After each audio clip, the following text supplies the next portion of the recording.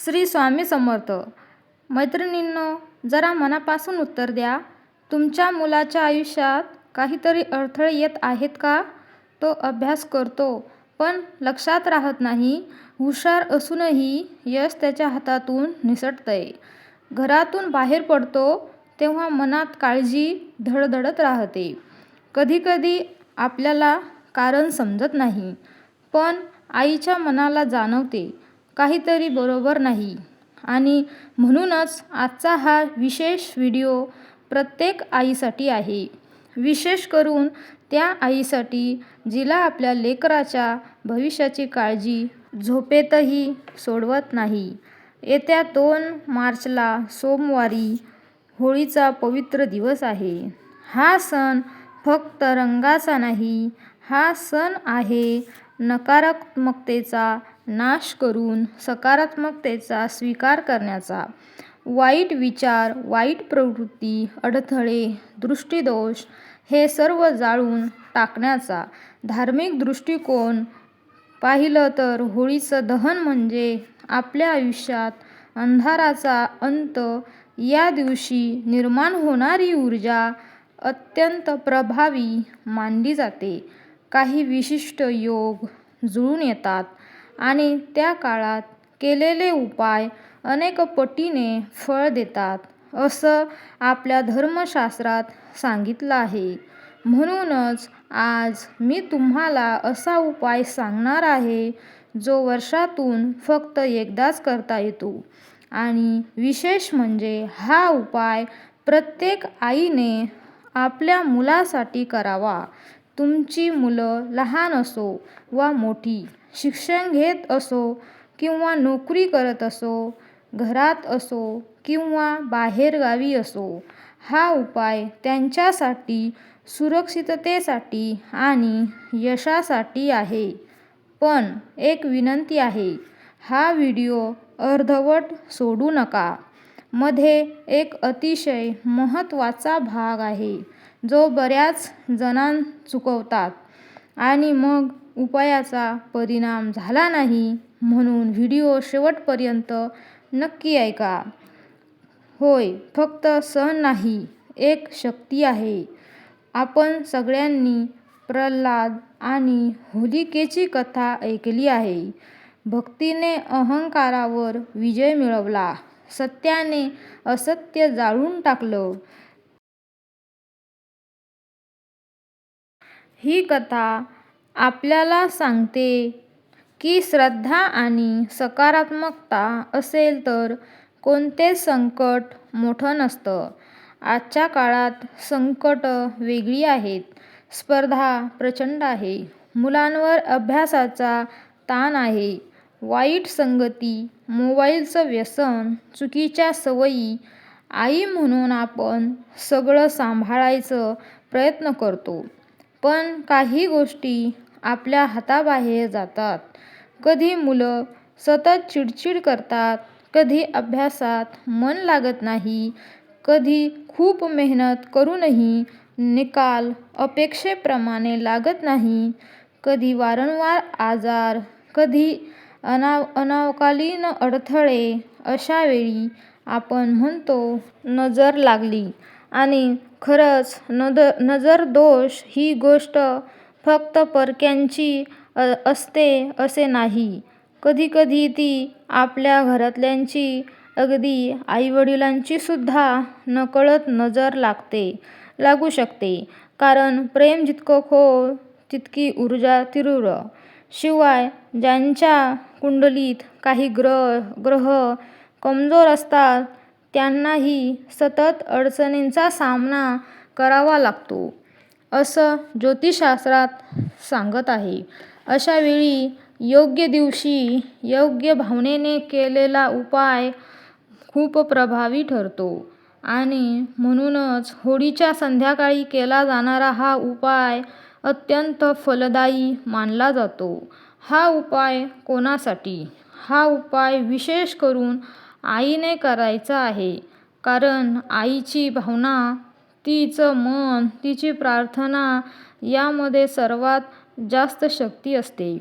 तुमचा मुलगा असो वा मुलगी, तो 10वीला असो वा 12वीला असो, कॉलेजमध्ये असो किंवा नोकरी करत असो किंवा अगदी लहान मूल असो, तुम्ही हा उपाय करू शकता.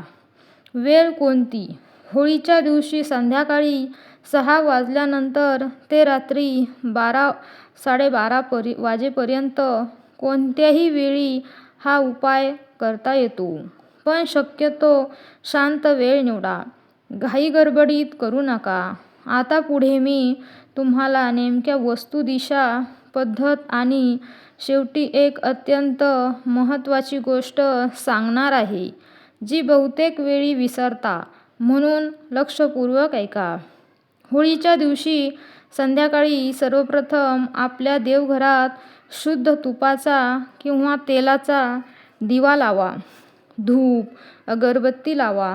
देवासमोर 2 मिनिटं शांत बसा. घाई करू नका.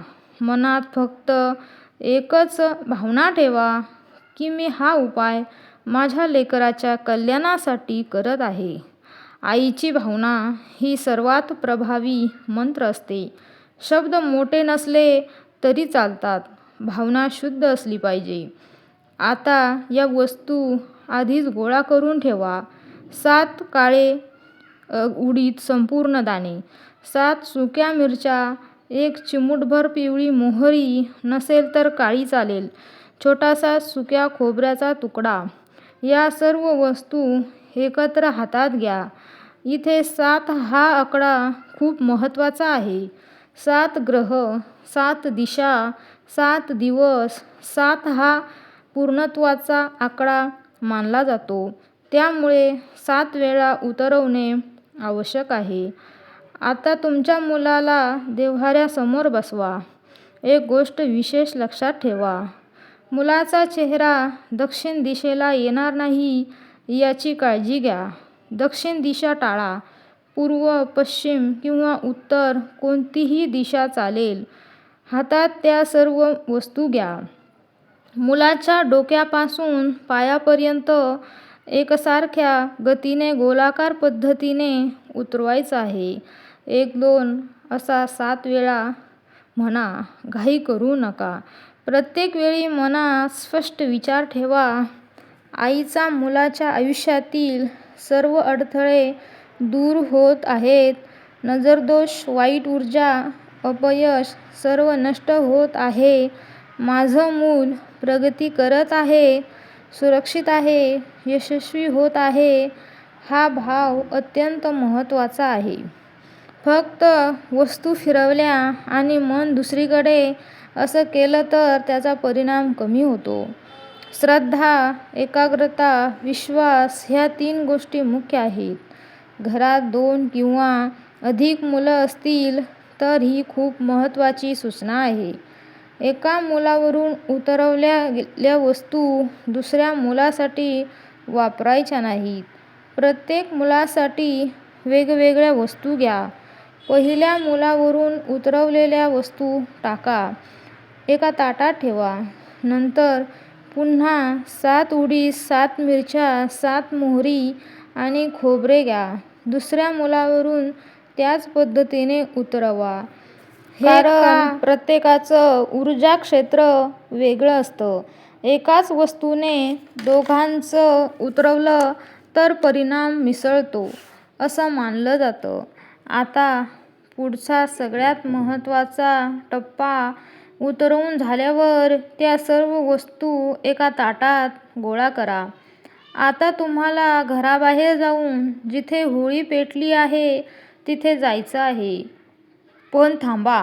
तिथे एक चूक लोक करतात. त्या वस्तू फक्त टाकून येतात. नाही, असं करू नका. जेव्हा त्या वस्तू तुम्ही होळीत अर्पण कराल तेव्हा 2 मिनिटं शांत उभं राहा. डोळे मिटा आणि मनापासून प्रार्थना करा. जसजशा त्या वस्तू अग्नीमध्ये जळत आहे तसाच माझ्या मुलाच्या आयुष्यातील सर्व संकटे, अडथळे आणि नकारात्मकता जळून जावो. त्याच्या आयुष्यात फक्त प्रकाश आणि आनंद नांदो. ही प्रार्थना अत्यंत महत्त्वाची आहे.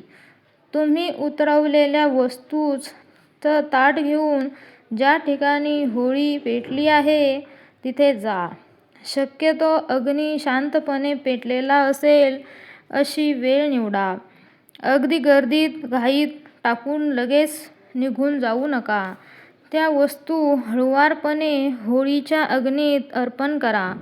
त्या क्षणी मन स्थिर ठेवा, डोळे मिटा आणि अग्नीला मनाशी ठेवून शांतपणे प्रार्थना करा. अग्निदेवता, जशा या वस्तू जळून राख होत आहे, तशाच माझ्या मुलाच्या आयुष्यातील सर्व अडथळे, नकारात्मक शक्ती, दृष्टिदोष आणि अपयश नष्ट होऊ दे. माझ्या लेकराच्या आयुष्यात ज्ञान, आरोग्य, यश आणि सुरक्षितता नांदो. इथे शब्द महत्त्वाचे नाहीत, भावना महत्त्वाची आहे. आईच्या मनातला भाव अग्नीपर्यंत पोहोचतो असे आपल्या श्रद्धेचं मानलं जातं. 2 मिनिटे तिथे शांत उभं राहा. मनात मुलाचा चेहरा आणा. त्याला यशस्वी, आनंदी, सकारात्मक प्रतिमा मनात उभी करणं खूप प्रभावी असतं. मुलं घराबाहेर गावी असतील तर काय करायचं? आजकाल अनेक मुलं शिक्षणासाठी किंवा नोकरीसाठी घरापासून दूर असतात. आईला प्रश्न पडतो, माझं मूल जवळ नाही, मग मी हा उपाय कसा करू? याचं उत्तर खूप सोपं आहे. जर तुमच्याकडे मुलाचा फोटो असेल तर तो फोटो देवघरासमोर ठेवा. त्या फोटोसमोरच सर्व प्रक्रिया करा. वस्तू हातात घेऊन वरून 7 वेळा उतरवा. नंतर होळीत अर्पण करा किंवा शक्य असेल तर मुलांना व्हिडिओ कॉल करा. त्याला सांगा 2 मिनिट शांत बसायला आणि तुम्ही त्याच वेळी त्याच्यावरून त्या उतरवण्याची क्रिया करा. श्रद्धा आणि भावना असली की अंतर अडथळा ठरत नाही. आईचं मन आणि लेकराचं नातं अंतरापलीकडचं असतं. होळीची राख अत्यंत प्रभावी संरक्षण. आता आणखी एक महत्त्वाचा भाग आहे जो अनेकांना माहिती नसतो. होळी पूर्णपणे शांत झाल्यावर दुसऱ्या दिवशी सकाळी होळीची थोडीशी राख घ्या. स्वच्छ कापडात किंवा डबीत ठेवा. या राखेला आपल्या परंपरेनुसार पवित्र आणि संरक्षणदायी मानलं गेलं आहे. अग्नीतून शुद्ध झालेली ही राख नकारात्मकता दूर करण्यास मदत करते असा विश्वास आहे. त्या राखीचा छोटासा टिळा मुलांच्या कपाळावर लावा. फार मोठा नाही, हलका स्पर्श. हा टिळा नजरदोष, सकारात्मक ऊर्जा आणि अचानक येणाऱ्या अडथळ्यांपासून संरक्षण देतो असं मानलं जातं. याशिवाय दुसऱ्या दिवशी मुलाच्या अंघोळीच्या पाण्यात 1 चिमूट राख टाका. मनात प्रार्थना करा आणि मग मुलाला स्नान करायला सांगा. असे केल्याने वारंवार होणारी चिडचिड, व्यभिचार यामध्ये फरक जाणवू शकतो. शेवटी पण अत्यंत महत्त्वाचं, हा उपाय करताना कोणतीही शंका मनात ठेवू नका. होईल का नाही असा विचार टाळा.